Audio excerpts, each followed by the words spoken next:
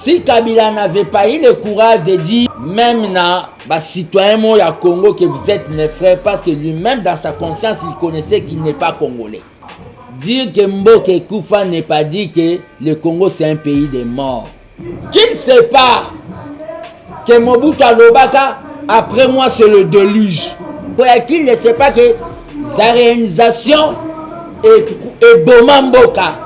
Je suis venu vous répondre en tant que gardien du temple de la démocratie. Boma Kamboka. Le régime Afdelo, le régime PPRD, Afdel et Boma Mboka. C'était de manière spirituelle qu'il faisait rapport à Lumumba.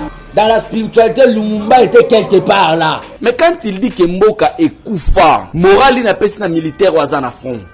Azo bundila Mboka, mais au EBC yo commandant na que Mboka wano yo bundila, ozo bundila ebembi. Ça c'est trop grave. Je pouvais comprendre.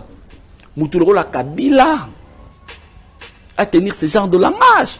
Mais en tant qu'homme d'État, il n'a jamais tenu ce genre de langage. Kabila zui Mboka. Nous avons 14 milliards. Kabila Zumboka, nous n'avions pas d'armée, nous n'avions pas de police. Kabila Zumboka, nous n'avions pas de route, la refondation, même le batterie juridique, il n'y en avait pas. Kabila a parlé du réveil du géant. Alors, le grand Congo va se réveiller. Oye na pouvoir, na mboka ya kokufa. Bosali 100 jours, na ba caisse ya mboka ya kokufa, bobimisi 500 millions de dollars. Bosali programme 100 jours, na mboka ya kokufa. Yonso eibani, na mboka. Funguru, monsieur Babilor, on a baraba Jekamine, voilà. A devoir dans l'État congolais 4 milliards. Et les Chinois viennent contacter. Garde à vous les conseils là. Parce que j'ai déjà. Nada na combo là-dedans. Nada na 3 combos. Oh, bah, on a très facile et pas président. Oh, bah, même un individu à Chinois. Oh, bah, tika ko bundate, bah, outa so ba Colombie, so ba Waps. So ba Costa Rica. Sitting à la cité de l'OIA. Conseiller volet dégage. Tia Kolongo Labino. Combattant va conseiller. Va combattre Guilé Nyembo. Guilé Nyembo a une qualité. Pour Chinois paye Sibino Mbongo. Ça l'air va payer Sabino Kokite. Mutambongo alingi. Eh, bolingi Mbongo makasi. Soko moni conseiller na matanga. Na fête. S'occuper na. Mutoba bengi conseiller. Tola samio ke biso to aba combattant siko. Lokola boboyo pesa ba combattant ba misala, bobo pesa bango ba $100 bo manipula bango. Okoma ba spécialiste ya poison bino ba conseiller ko lekana ba Rwandais bino. Je saluer d'abord mesure au président sa parti ezui vis-à-vis à Marcelin Bilomba. On s'en sert à rien de passer dans la télé pour dire que les acharnements. Des politiciens congolais, ce sont des caméléons. Toye bibino bien. Vous changez à couleur par rapport. Je ne peux pas accepter qu'à la présidence de la République, qu'un président de la République puisse avoir 1000 conseillers. Ça, je l'ai dit. Ceux qui vont voir que j'ai dit du mal, tuez-moi le soir. Que les 1000 conseillers, ils n'ont rien apporté.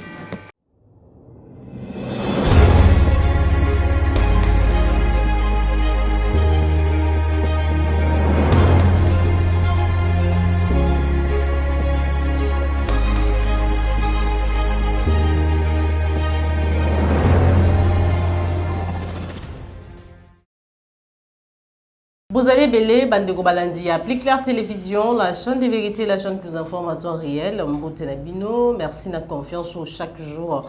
Vous allez renouveler la Kati à la chaîne de vérité. Les lots, vous allez bon mardi 11 janvier 2022. Bipa Iwabi, applique la télévision, tu veux couper Sabino Bassaoué, Maïmatali Mbokanabiso, République démocratique du Congo. Situation secrétaire, il y a partie Est, République démocratique du Congo. Lobito Lobby les Kaki, tout Talisaki Bino. lolenge nini basilaki kokanga ba rebelle misusu oyo selon réaction to pe rapport oyo epesamaki balobi ete mission ya rébellion wana ezali mpona balkanisation ya Congo toyokaki lolenge nini moko na bango asilaki koréagir mais kasi lelo batalisi biso ete bautaki bongo kokanga chef spirituel to pe cofondateur ya milice Codeco oyo alaki arrêté na 6 autres rebelles to éviter c'est vrai que bazali kangaka chaque fois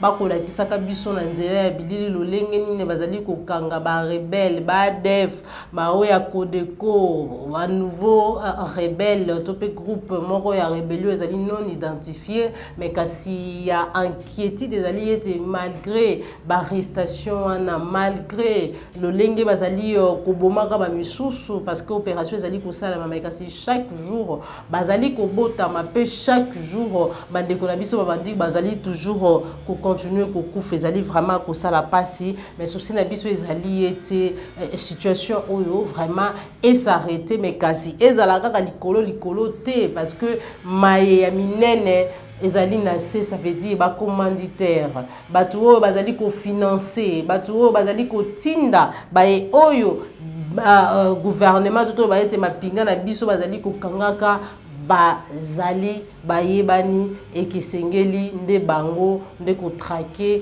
ko bengana ko kanga po ete vraiment kimia ekoka vraiment kokota na mboka na biso République démocratique du Congo mobimba basango misusu ezali bongo verdict ya procès Rossi Mukendi obiso sotoyebi azalaki activiste azalaki kobunda pona mboka na biso lolenge ba congolais belé ba jeune belé ba pesa bomo ina bango pona mboka na biso ba akselaki bongo kokufa biso sotoyebi na occasion ni na lolenge ni mais kasi procès ezalaki esuka la yango verdict esalami lelo bipai wapi major ou azalaki bongo major Karine Lokeso azalaki bongo accusé na liwa ya Rossi Mukendi effectivement selon ba accusation portée na charge na ye lelo azali bongo condamné à vie to banza ete ezala leçon pona ba emisusu batikali bako banza ete bazali peut-être lelo ba intouchable lobiso ki justice ya mboka na biso eko continuer malamu to pe justice ya malamu mingi koleka koya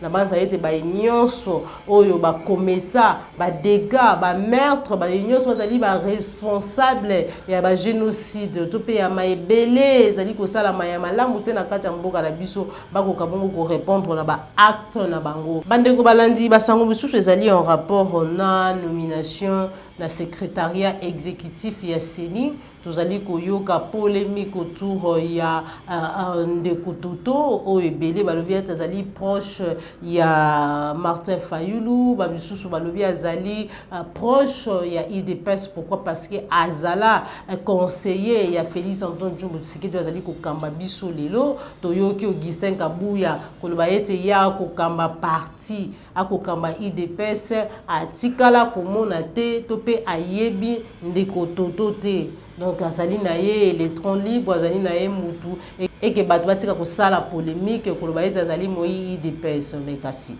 tozali ko comprendre te alors awuti wapi soki azali ni proche ya Martin Fayulu ni proche ya IDPS donc tobandi déjà pour na baye oyo bazali chaque jour na posa kokende na maponomi surtout to loba na bandeko na biso ya lamuka mona mboka Martin Fayulu na bandeko misusu déjà bozali ko décrier na ngambo na bino ete Félix Antoine Tshombo Tshisekedi azali ko nommer to azali ko placer bayi de pese na mutu ya CENI pour na ko tricher. Alors ce qui déjà yebani le lingue wana pourquoi alors kokende na maponomi pour être finalement to loba ete bayibi biso maponomi déjà na banza na lobaki yango to kochite déjà na conférence de presse ya fils Mukoko azali bongo gardien du temple na ngambo ya IDPS oyo asilaki kobengisa biso asilaki kobengisa presse en rapport na matali mboka na biso po ete moins akoka koloba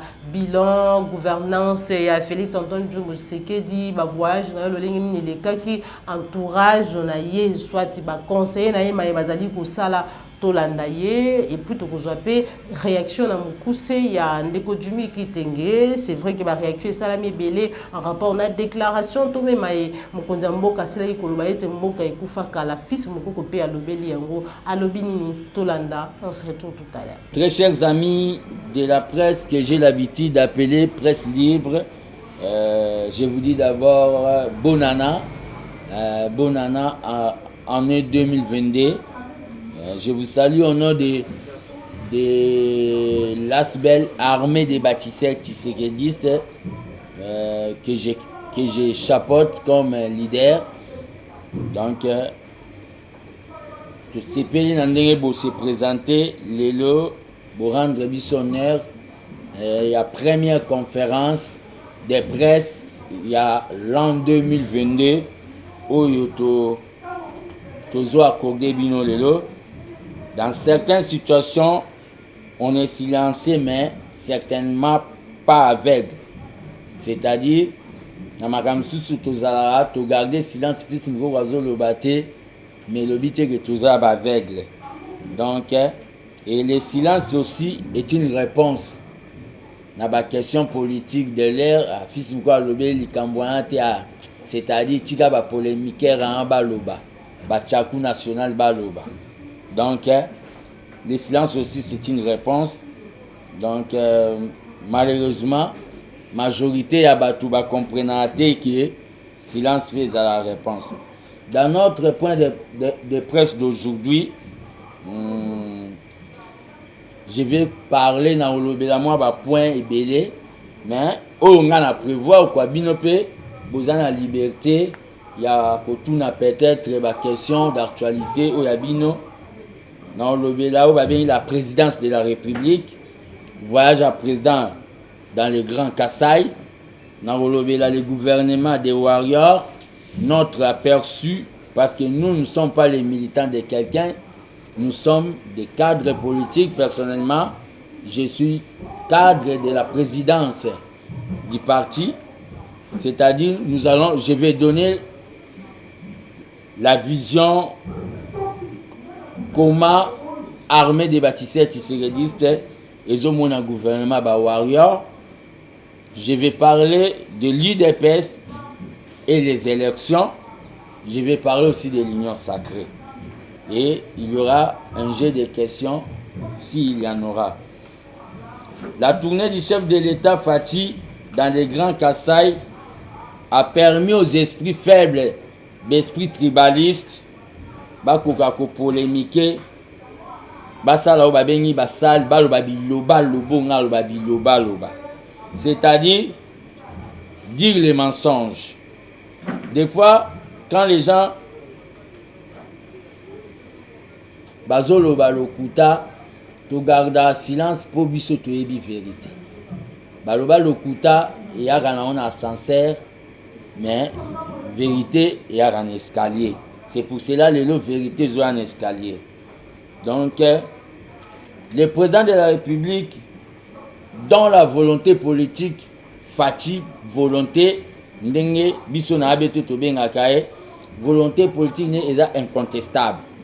Dans le moment où, pour un homme politique, d'abord pour faire quelque chose, il faut avoir la volonté.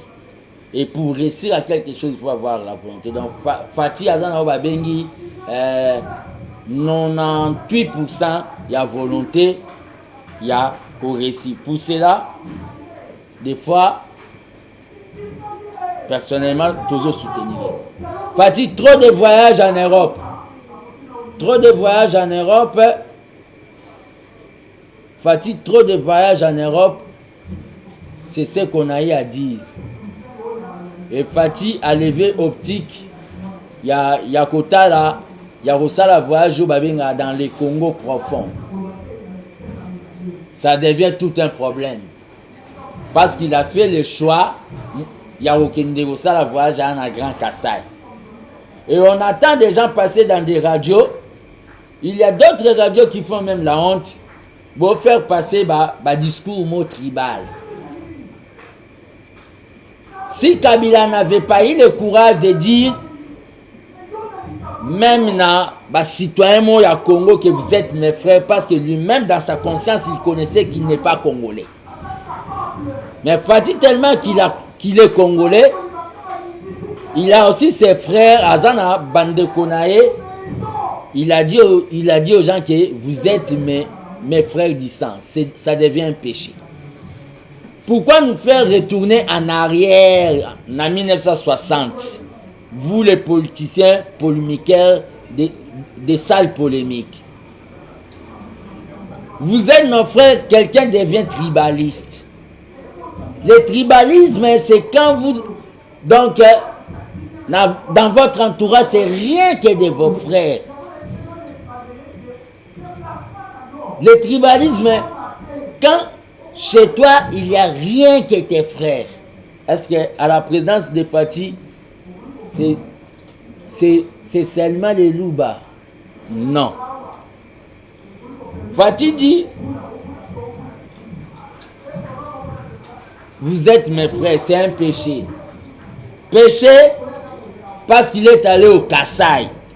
Est-ce que le Kasaï n'est pas au Congo? Kasaï est en Rwanda. Kasaï est na Burundi. Mais nous vous informons déjà qu'après Kasaï, Fati va descendre dans Babengi, Équateur, Pilpili Libende, dans les grands Équateurs. Tant qu'un mobilisateur que le père avait nommé, un mobilisateur pas comme les autres, je lance l'appel na Banagnos Équateur. Il y a Sidou Bangui, il y a Norou Bangui, il y a Guadolite, il y a Mbandaka. De vous mobiliser.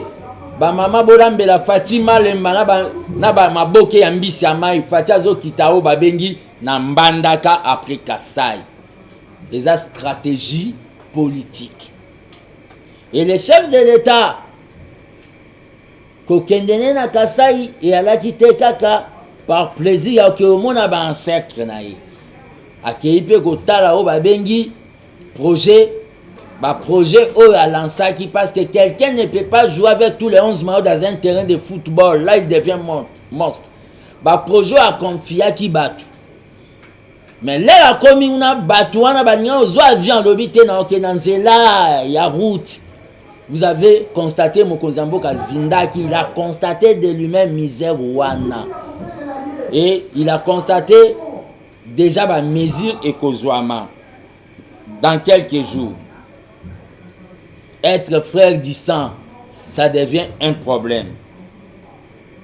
Il faut avoir un petit esprit. Nalingi na lobela surtout lelo eloko epesi pasi na batu leur président a lobby que mboka oyo ekufa nango mboka ekufa depuis kala. Je crois bien eza bongo terme mango alobaki mboka ekufa depuis kala toye pona kobongisa. C'est devenu tout un débat, c'est devenu tout un projet politique qui a battu. Va récupérer Yango, dans le sens que le président dire que Mboke Koufa n'est pas dit que le Congo c'est un pays de morts. Parce que lui il est en train de diriger, il ne peut pas diriger les cadavres. Ce n'est pas un pays de citoyens morts. Dire que Mboke Koufa, Tshisekedi le père aussi, l'avait dit que Mboka, babomi Mboka pona kimoyibi. Oui ou non, na ba chaîne na bino boana discours wana te. Babomi Mboka pona kimoyibi, les pères. À cette époque, personne n'a ouvert sa bouche, pas l'oba. Fatia Sali na médecine babenga ka diagnostic. À ça l'état de lieu que Mboka ekufa. Quand on dit le pays est mort, c'est pas les citoyens qui sont morts.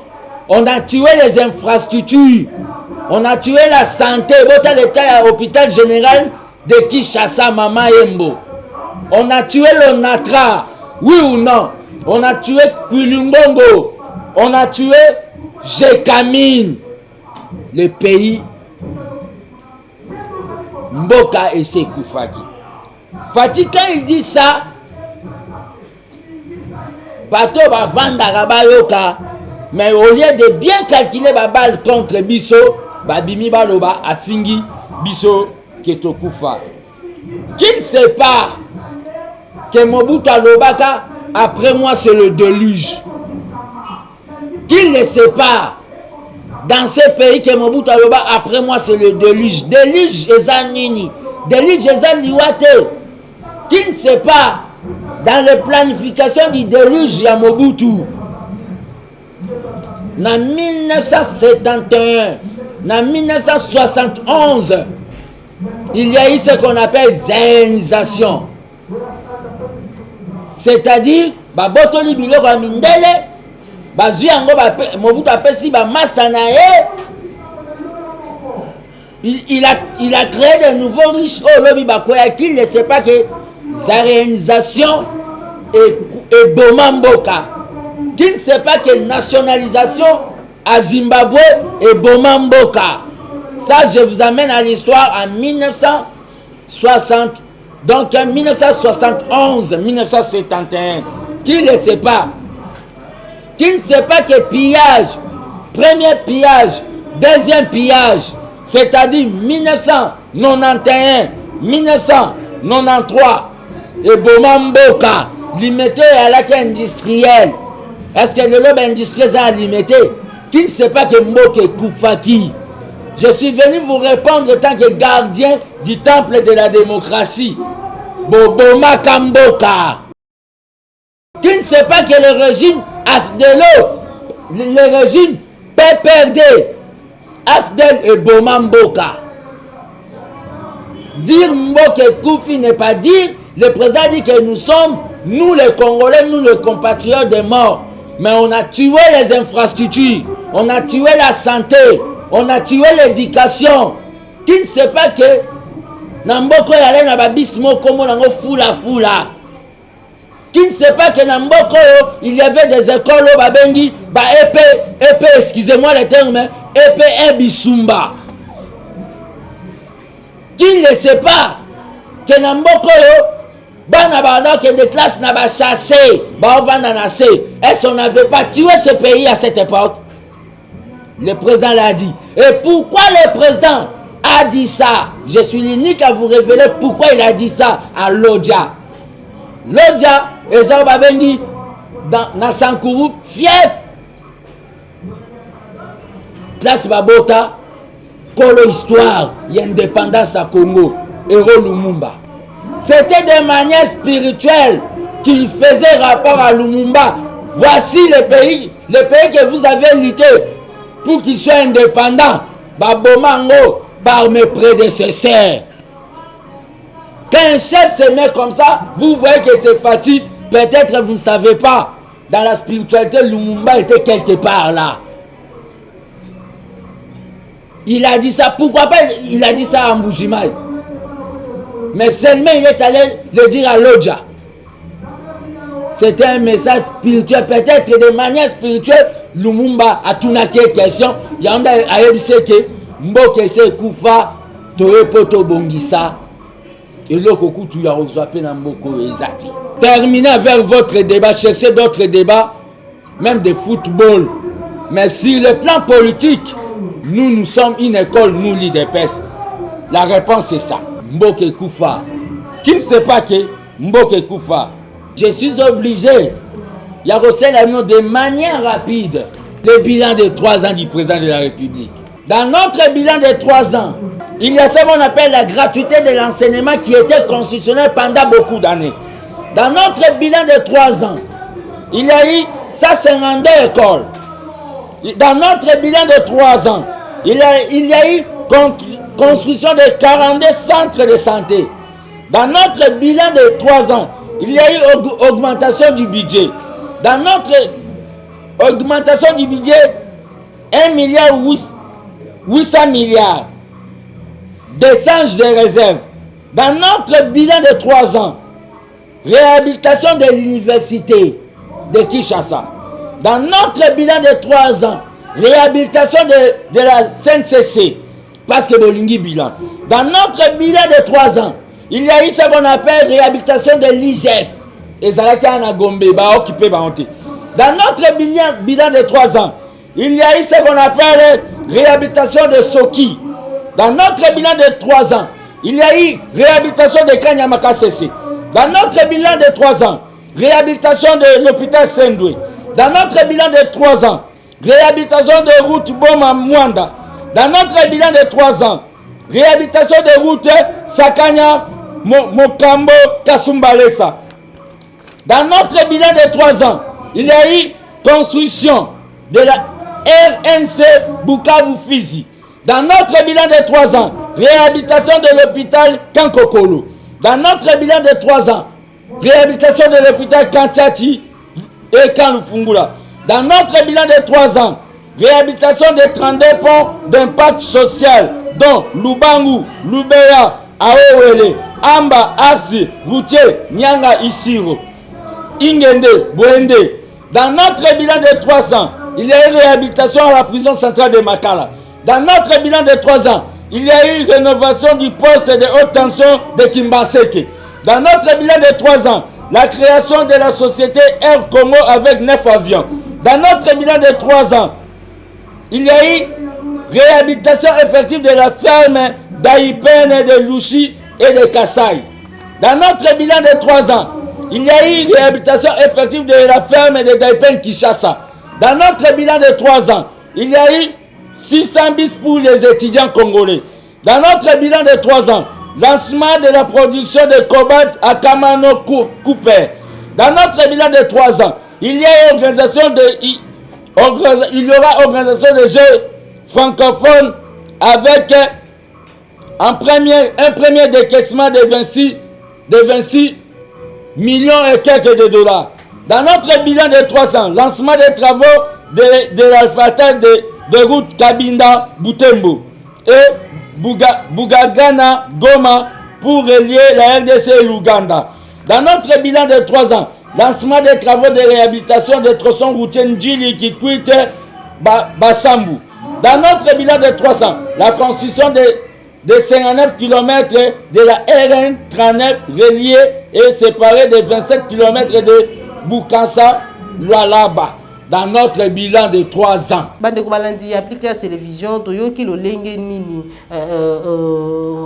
les gardiens du temple, fils Mukoko, Azali Koloba, en rapport, on a Baïnion, Bazali ko critiquer, Baïnion, Tozali Kolobaï, comprenez maman Joël, parce que, en tant que Congolaise, la slave, qu'on paie sa makandisi nangai, par rapport, on a discours, tout peu à propos, tout peu déclaration à président de la République, en rapport, Namboka. Le lengeye a l'oublié te mboka et koufa déjà banda kala mais kasi tous en réaction il y a Jimmy Kitenge tout se retrouver tout à l'heure.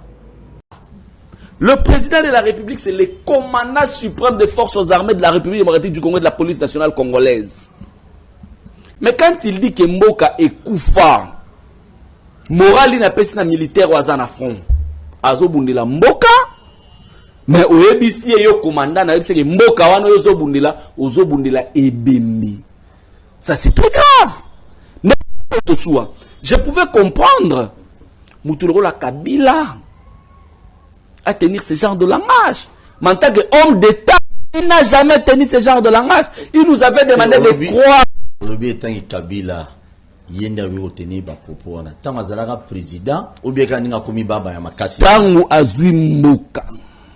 Tango azui mboka na 2001 ndeko Paul Tosoua, tout ça la parallélisme donc comparaison. Kabila azui mboka na constitution ti. Kabila azui mboka e kabwana. Donc aziraka un demi une autre partie ezali na maboko ya ba rebelle. Kabila azui mboka budget ya mboka encore que c'est un budget, c'est une prévision oyo bokoluka faut mobiliser. Ezali 160 millions de dollars. Kabila azui mboka nyongo ya 14 milliards. Kabila Zumboka, nous n'avions pas d'armée, nous n'avions pas de police. Kabila Zumboka, nous n'avions pas de route, la refondation, même le batterie juridique, il n'y en avait pas. Mais Kabila a parlé du réveil du géant. Alobi, le grand Congo va se réveiller. Alobi, vous devez croire à la nation, à Dieu et à vous-même, à la discipline personnelle. mais lelo oyo ba ko faire croire na biso na UDPS ke mboka eza ya kokufa mais boni mboko eza ya kokufa nini déjà ba yiba nyonso c'est la te tozo ke ne mboko eza ya kokufa boye na pouvoir na mboka ya kokufa bosali 100 jours na ba caisse ya mboka ya kokufa bobimisi 500 millions de dollars bosali programme 100 jours na mboka ya kokufa na mboko eloko akoyiba ezate 500 millions de dollars ebimi nyonso eyibani na mboka eloko akoyiba ezate. Deuxièmement, et toi biloko Léopold Tosua na mboka ayebaki te même na France président na bango salaka jamais badon. Bandeko balanjele za ki réaction ya ndeko Jumi Kitenge en rapport na déclaration discours propos ya président de la République tokobi na point de presse ya ndeko fils Mukoko le gardien du temple. Mais le président de la République, je l'ai dit comme gardien du temple, est mal entouré. Nous allons avoir au Babengi dernier virage, c'est-à-dire dernier virage, le président d'abord cabinet naï. Ni Bibaleki. Comment je dois vous dire aujourd'hui? Le président Tindi mission d'enquête. La mission d'enquête a Tindi na Jekamine. Va découvrir que les Chinois mo bazalakana na compte yaba redevant so ba koki ko pesa biso o ya biso na contrat Jekamine. Na 2% sur 10. Ba Chinois na ba pesa na ndenga mayu ya 2% sur 4. Avant ça la révisitation ya o ba bengi contrat na biso na Jekamine ba contrat mini. Et le président atindi batala makambu wana ya mine. Mais le directeur actuel du cabinet du chef de l'État nanu ba komi nanu na ko renouveler contrat na banquette a découvrir que ba chinois na normalement pendant tous les années ba travailler na compte ya ba funguru meso ba biloko na ba Jekamine wana ba devoir na l'état congolais 4 milliards. J'ai dit non, 4 milliards de dollars. Et les Chinois viennent contacter. Gare à vous les conseillers là. Parce que j'ai déjà Nada na combo là-dedans. Nada na 3 combos. Viens contacter quelques conseillers. Oh bah na ba très facile et pas président. Pour ba même individu à chinois. Pour ba kende bosenga et le komoro ya enquête moro boye. Ba longola commission président tchagi ya ba congolais. Bazwa commission ya bato ya libanda dans un Congo indépendant. Les conseillers du président là. Oh botika ko bundate bo uto so ba Colombie so ba wapi. So ba Costa Rica. Je vais vous dévoiler. C'est pour cela tant que gardien du temple de la démocratie. Bientôt nous allons lancer Nagnon Sonalobage Salamaka. Action et Rosala, ce n'est pas une marche. Sitting à la cité de l'OIA. Conseiller volet dégage. Tia Kolongo Labino. Bozami Satou na ala ba kombo na no po bomi yebi. Bo continuer. Lokola bino bomi moni bangwanda ba vundwa we ba nini maedika ngimbi pembeni ya. Bino ba mwenze pembe nde bango ba la pembe na Mobutu. Nde ba mwenze Kongolo ba laka pembe na musée bino na pouvoir ya biso to mone ya passe bino combattant ba conseiller ba combattre Guilé Nyembo a une qualité azala visible de so ba ndolo ba batu ba laksa elonga Guilé Nyembo mingi ba yebi na bango yete asala bozo combattre 4 milliards de dollars pour chinois pesi bino mbongo salaire ba pesa bino kokite mutambongo alingi bolingi mbongo makasi les premiers aba conseiller combattant na minute so ti soko moni conseiller na matanga na fête s'occuper na mutoba bengi conseiller bon combattre Guilé Nyembo to la samio ke biso to aba combattant siko. Bokendo pesa ba kuya na bino lokola boboyo pesa ba combattant ba misala po bo pesa bango ba $100 bo manipula bango quelques combattants mais boye ba ke ba force du progrès ba parlementaire debout na lobby te ba président ba parlementaire debout mais na lobby ba parlementaire debout baza déjà éveillé to s'occuper na bino. Je n'ai jamais vu Guilin Nyembo. Pe boye que je suis parmi les rares combattants au Africain ta cité de Loya. Pour politique il y a eu des peu c'est ça mais sans été. Na linga koya kuna te parce que malobo na loba na bino na sina zwa poison une fois ba peki sanga na linga koya te po bokoma ba spécialiste ya poison bino ba conseiller ko lekana ba Rwandais bino yande bo mona nga cité de Loya bomani kuna na président na ba poison na banque te pour na bon. Très chers amis de la presse, en rapport avec le gouvernement des Warriors, na auto le bas qui président fa nettoyer entourage mi bazaku. En rapport avec le gouvernement des Warriors, na bosenga bino bo pesa ngata. Armée de bâtisseurs tisseredistes et za structure oyo na memango na idéologie ya autonomie. C'est à peine pour des raisons de visibilité nde na tshelo ya fachi. Mais bato ba na habitude ya kotala biso toza armée de bâtisseurs fascistes et na tshé pour raison de visibilité mais kolo armée de bâtisseurs tisseredistes et ça les pères. Gouvernement ba warrior to moni eza ba ministre passif na ba ministre actif. Ya na ba ministre msunde bazanti conseil des ministres si la ka so ba lobby a présenté pas même rapport ya o ya sali donc même so to tambolne na nzela ba yebi na bango yete. Na kati ya gouvernement ba warrior wa.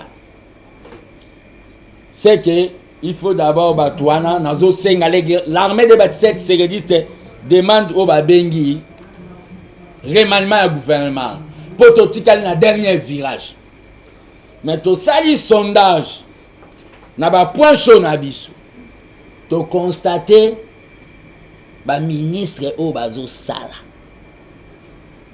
o biso to moni o pelem suna nous depuis pe ba kota na kenda na cabinet na mona atina na kokene na ba cabinet na bango te. Mais ba ministre o biso to moni ya liboso e kam sabi kako nga banda finda mingi vepen bazai ba masudi ya liboso to tient très bien pour y vraiment ko frappe nezo la sauta na école à IDPS mais muta MLC to commis diplôme de performance en exercice d'état 2021 boke tout na cabinet ne so ba monanga dia yami balé lié ou Eboa Jean-Pierre VP ministère fonction publique 2021 to monia sali bien muté mebe tabino ngana conseiller ba bengi ya président libanda ya cité de Loya son atangi ate olongwana remanimo Isat Bonji Sankara Thomas Sankara Bonji Sankara Aimé ministre à budget après Luandombo Guy ministre aménagement du territoire aux études au salami à travers ABT. Pius Mabilou, ministre d'État, Mboyope ministre d'État. Pius Mabilou, ministre d'État de l'urbanisme. Mwabilou, Mbayo Pius. Vous voyez, comment on a entendu, on a des études, Pius. Moyondo Nzangi Butondo Essu. Ba ministre tout le monde ba ça bien. Il y a eu des pèses à Liboso dans lui. Samba Karambai Antoinette des mines. Samba Karambai Antoinette. So zateko. Yate Obando Kolobela Bilobalo des angati, des petits pep. Mwamba Kazadi Tony EPSP. Nicolas Kazadi Nzuji. Nicolas Kazadi. Banque mondiale yaki na Mwambongo FMI Mwala. Molendo Sakombi Aimé. Yeru mo na benga na téléphone wa Katelanga. Affaire foncier. Peuple andimier. Tche onde kwa Tachana. Tchembo Konde Serge. Ministre sport et loisirs. Bon mon sport na biso tozo kende mwa muke. Tchembo Serge. Tchembo Konde Serge. Mouyaya Katembwe Patrick Mouyaya. Communication et médias. A consoler biso Lambert Mende. À corriger Lambert Mende. Pour le Mende côté il y a zolo ba vérité pour Mende alagi côté batu bakufi 3 ya loba mutu moko akufa ki memi bala ba faze. Yesu kwa yo bando pe sa vérité. Communication solo. Patrick Jeune. Tozo King. Tokoka aussi ça na ba diplôme de compétences d'exercice d'état na 2021. Yaza ministre te na zape na rankaka ya bato ba sali bien. Alingete ake Gilles IGF. Yé pas Côte Simbongo kitoko. Oza sondage ya armée des bâtisseurs Tshisekedi yo pe sala ya yo. Oza analyse ya ba mama bi pupula. Totuni ba question, analyse ya ba veuve, analyse ya ba orphelin, ba chauffeur, ba receveur, ba étudiant, ba fonctionnaire to touché pour na biso ba ministre bangwana. To kesiko na makambu o bozo zila pe lisusu. IDPS nanga IDPS est gagné l'élection dernière. Est-ce que vous avez réfléchi comment IDPS n'a pas communiqué na batu lelo comment nous pouvons gagner les élections.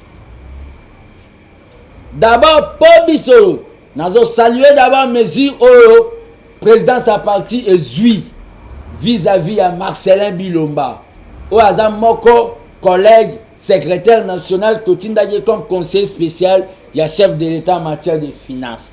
Les mesures conservatoires, exemple, binope batumisu soyo, Totinda binobo koma ba conseiller, bokoma mon aneti bokoma na lola, so bosali baville, Augustin Kabouyaza, il va frapper très fort.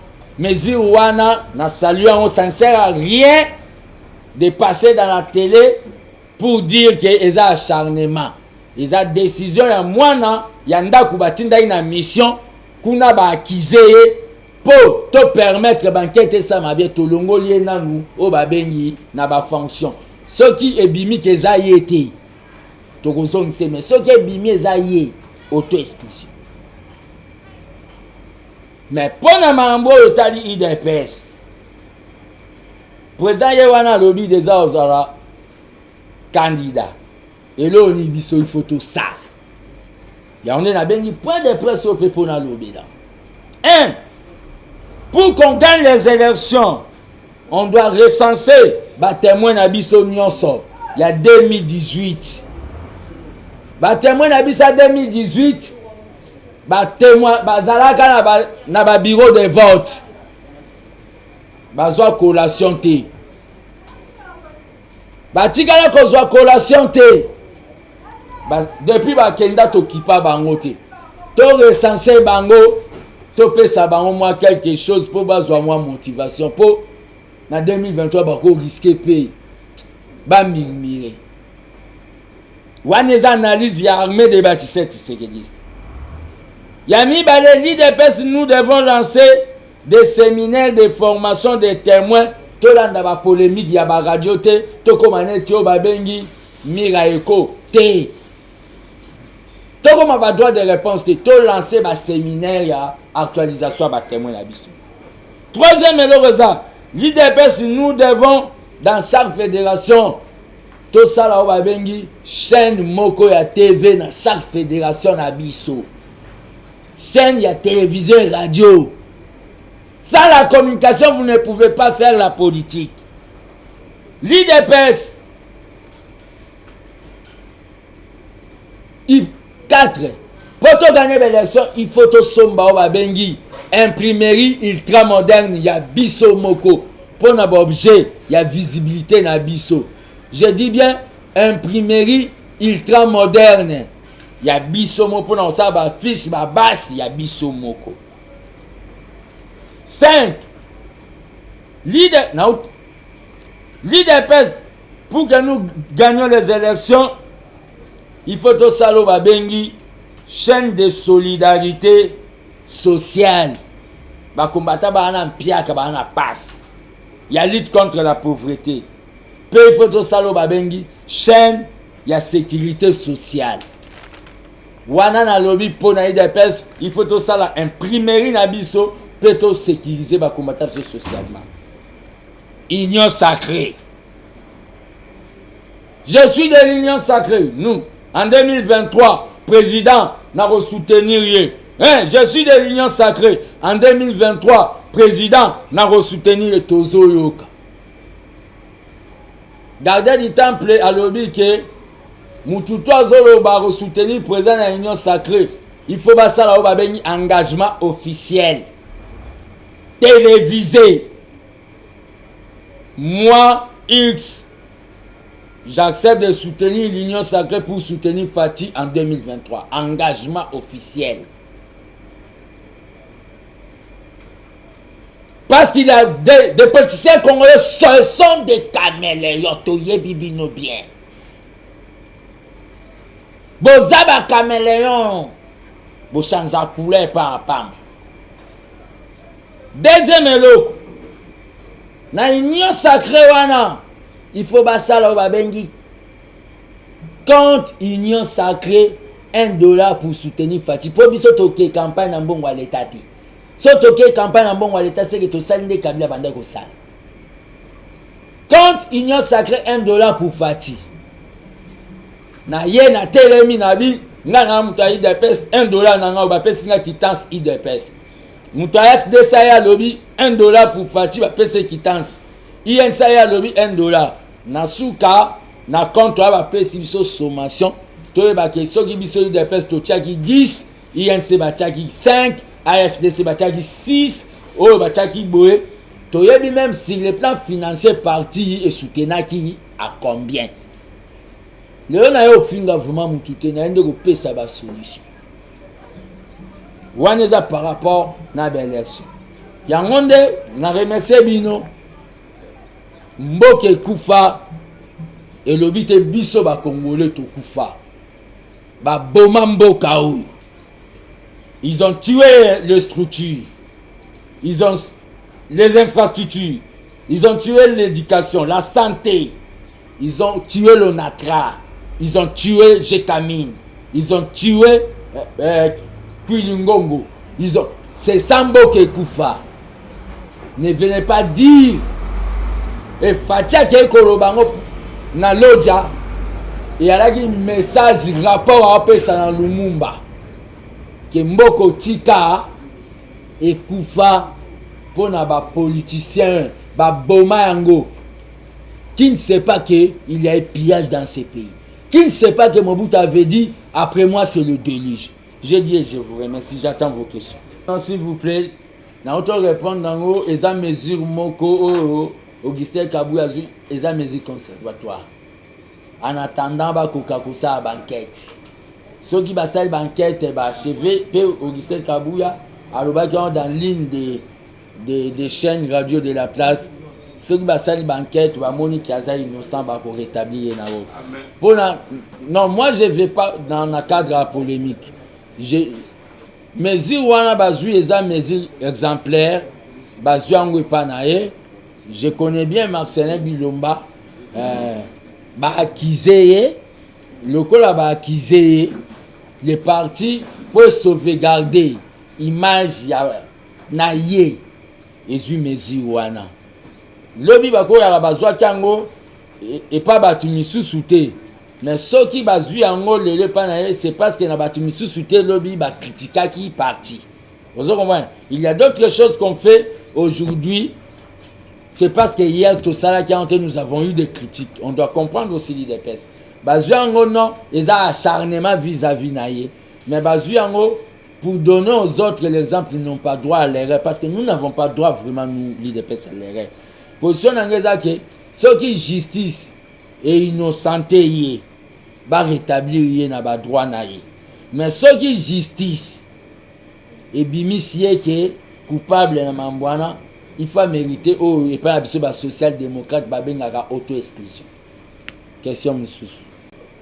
Et nous avons hérité au babengaka un pays où il faut tout tonga. On a auto-expliqué nos bilo baboma. Le peuple d'abord, c'est tout un processus. Bayagana idéologie kanyamaka cessé et ça a bisoté mais tozongisian. On a auto ça bilan partiel. Mais le président continue à donner espoir dans le travail au Azo Conté comme ça. Dans le dernier conseil des ministres, Abeti sous CD. Le peuple d'abord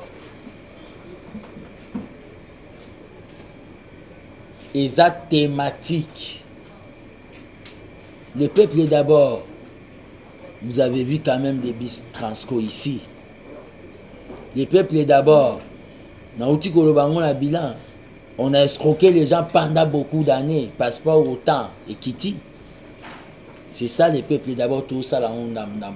Pona oyo koloba, il y a Batouazo Iba, ça commence à se constater.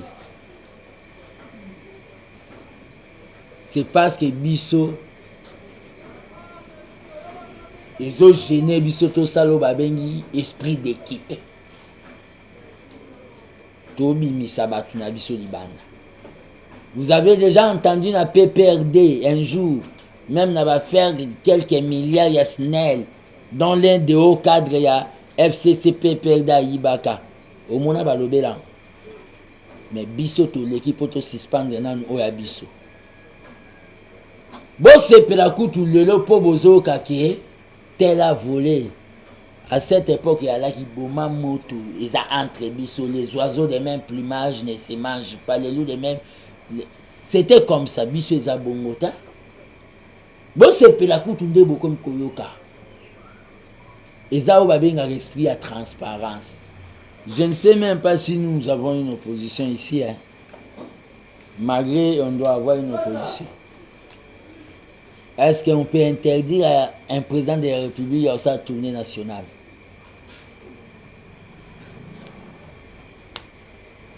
Est-ce que quand Katumbi est allé dans la province orientale, Bisso Pexaki? Mais cette opposition-là trouve... S'il vous plaît, il n'a pas dit ça. C'est les peuples qui demandent. C'est les peuples qui demandent au président de la République. C'est le peuple qui demande. Nous te voulons en 2023 et le président a dit, il a répondu tout seulement à la question à peuple. Il y a des leaders qui sont là pour une manifestation politique doit se faire seulement à la Tchang. C'est ça, c'est notre problème. C'est notre problème. C'est notre... Non. N'allons pas dans haut babengi nini. J'ai répondu justice c'est athée. L'indépendance de la justice n'a. Ça c'est ce que moi j'ai fait comme étude, s'il vous plaît. S'il vous plaît. Je tiens à profiter pour dénoncer et le Roman Bossani. Le président de la République, la confiance n'exclut pas le contrôle. Bochango. Il y a des histoires qui se passent dans Mambabeta de siège là. Je demande la libération immédiate d'une madame, une maman qu'on appelle Gisèle Chamala, à Ituri, mère d'un enfant de 9 ans, arrêtée. Abandai Kosana Makamu, il y a des mobilisations. Il est allé informer l'autorité militaire.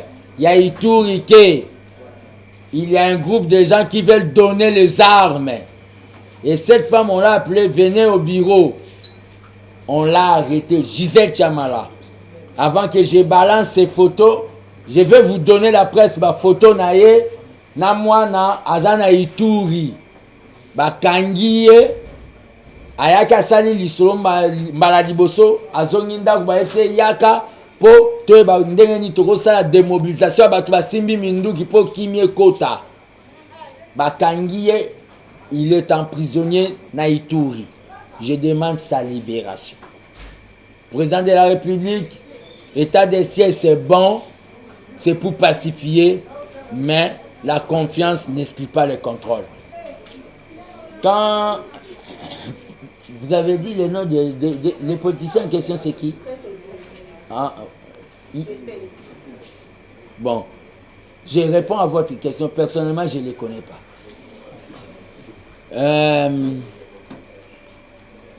J'ai déjà répondu que le président n'a pas dit que Mboka est Koufa.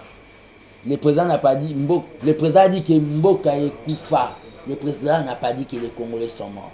J'ai expliqué, j'ai décortiqué qu'est-ce que Mboka est Koufa. Mobutu avait dit, après moi c'est le déluge. Il y a eu premier pillage, deuxième pillage dans ces pays. Mboka est Koufa. Tu sais que le père avait dit, Nikolo Yakimoibi, Babomi Mboka. L'assassinat du pays, c'est ça. Ce n'est pas l'assassinat des citoyens. Gratuité de l'enseignement, c'est une réussite. Parce que nous avons tenté, malgré il y a un peu des embûches, il y a des difficultés. Mais il les jaloux, les échecs. Les échecs par rapport à quoi? Les échecs par... Ça, c'est toute une émission. Il les jaloux, malgré... Je suis du parti présidentiel, les échecs, les aoba bengi, sans joubis. Ne nous amenez pas des projets comme ça encore, sans passer dans le ministère où ils ont approprié. Monsieur le président de la République, ça c'est notre pouvoir.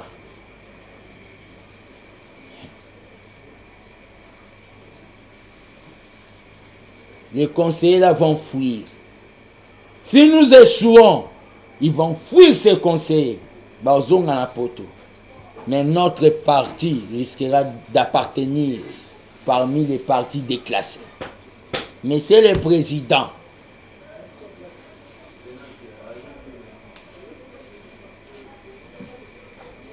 quand nous... Pas question de projet, il les élus. Si les élus, ça a échoué, on doit se le dire en face. Mauvaise coordination. J'ai dit, ça. J'avais laissé le temps de préparation et locaux parce que je savais que vous allez amener ce genre de questions.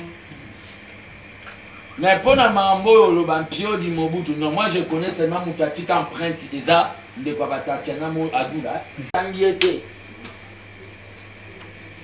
Pour moi, non, personnellement, j'avais dit si le peuple ne mange pas, n'a pas fait, il faut démissionner.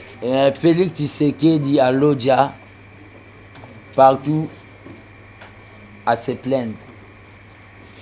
Et à la Koubabengi, descente, il y a inspection. À se plaindre, puis on a constaté que parmi bateaux Bazalaki, ba confia qui ba mission moko de ana kati ya parti na biso aza sanctionné na constat asali na Kasai na dernier conseil de ministre ne alobi ke amona ngo te na Équateur soki akende na Kasai te partout nde bayembaki na Congo elinga ezala la même chose alobi ke amona ngo te na Équateur donc descente à Kasai yalaki très important. Réhabilitation à prison centrale Yamakala, nous répondons toujours à vos questions. Réhabilitation à prison centrale Yamakala, il y a des cellules où ils ont réhabilité. Mais quelque part, quand on a réhabilité, et Kweyaki et le gouvernement et les satellites. État, il y a un auditoire dans le campus. Ata moko yo tatiano mona ba réhabilité. Ata moko ba réhabilité ma bende zéro. Les bilan au ba bengi partiel. Li kamni zo lobby, il y a l'IDP c'est un parti au Moutakota à pas Longwaka. Bocha Bazala membre IDPS à Longwa. Shadar Azala membre IDPS à Longwa. Mama Bazaï Bazala membre IDPS yende akenda vraiment ko yebisa les pères qui na moni na sepena qui na parti mususu. Na ko tangelo moko kuboko ibate obemina ku Azala membre IDPS na génération Tshisekedi à Longwa. Mutuana o bozotanga soki azalaka membre IDPS à Longwa a jugé à évoluer de manière indépendante. Il faut que les gens kuna bozo na IDPS.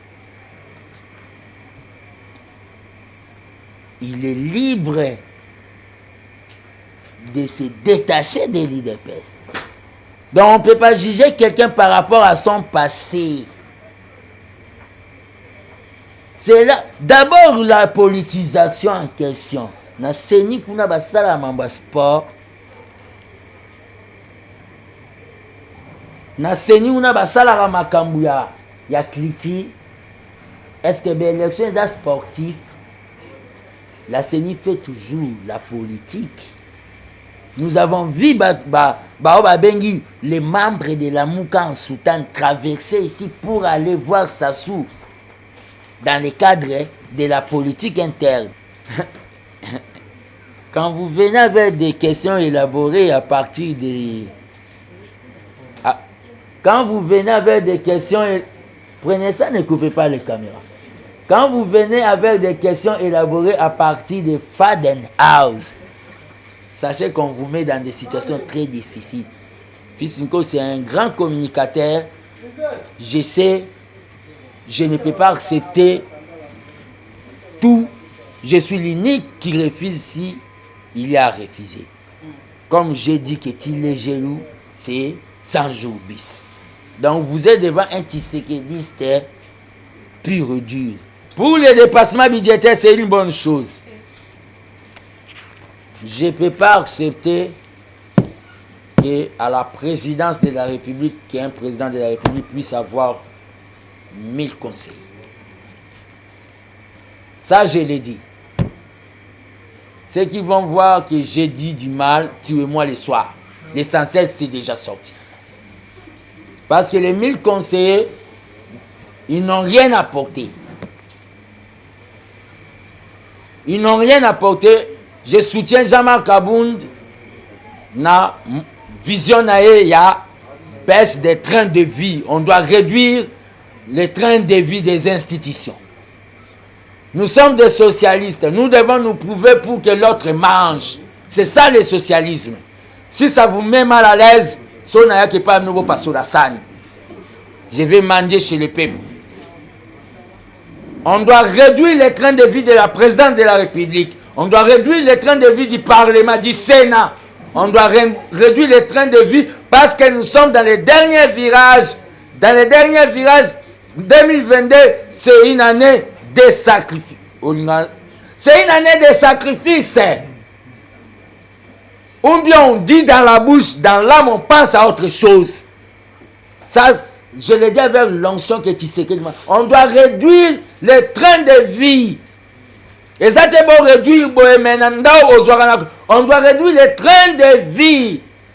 Il y a d'autres Congolais qui ont des salaires de plus de 1000 Congolais. On doit réduire les trains de vie. Thomas Sankara l'avait fait. Il n'y avait pas du luxe. Nous ne sommes pas un pouvoir du luxe. Nous ne sommes pas un pouvoir du luxe. Nous sommes un pouvoir de sacrifice. Nous sommes un pouvoir du peuple d'abord.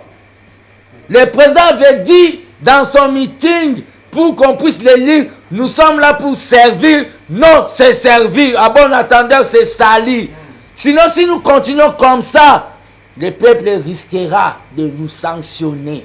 Le président de la République, Oyo Karabas Nayo, on doit réduire les trains de vie des institutions parce que nous sommes dans les derniers virages. J'ai dit, je vous remercie.